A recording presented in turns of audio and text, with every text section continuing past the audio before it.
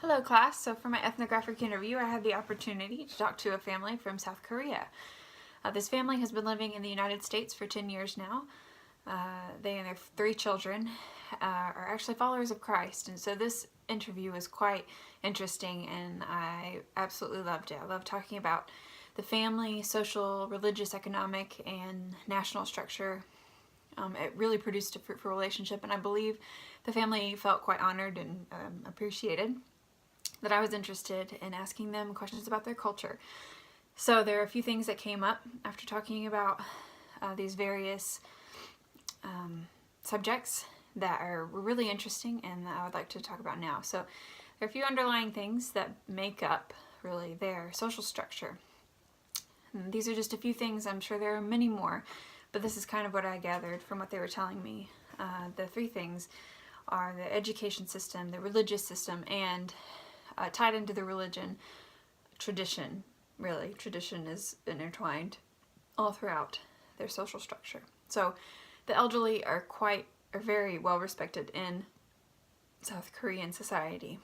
Most of this is due to the religious structure because in Buddhism and really they're just mystical appreciation of things. They pray to their ancestors. They pray for their ancestors and on behalf of them and for their soul. So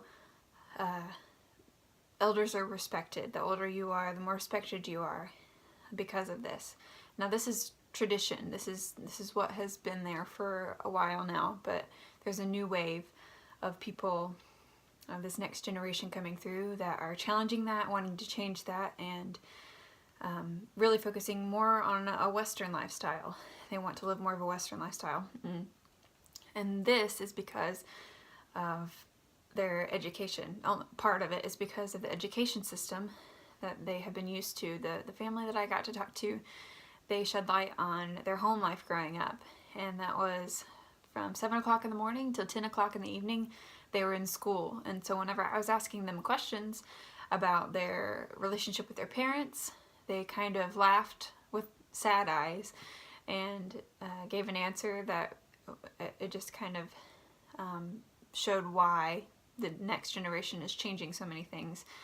But they hardly had a relationship with their parents because their life revolved around education, and they didn't really see their parents very much because they would get home so late from school, do homework, and then go to bed and wake up and do it all over again. So this was their life growing up. The farther you go in education, the more respected, the better off you are, the better socially you are. So education is upheld greatly within the society. This next generation is loosening their ties to the traditional way of things by, like I said, focusing more on a Western lifestyle. Marriage is cheapened now. It's not as upheld, whereas before it was seen as taboo to get a divorce, or it's not respected well. And so, but now that is greatly changed.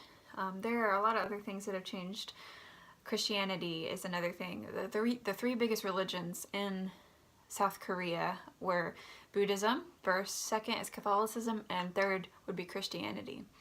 Now throughout all these religions there is still a string of a Buddhist, or at least a kind of mysticism running throughout every religion regardless of its title. So the Jin family revealed to me that traditionally Christians have had a bad theology and still praying for and on behalf of their ancestors for their salvation after death.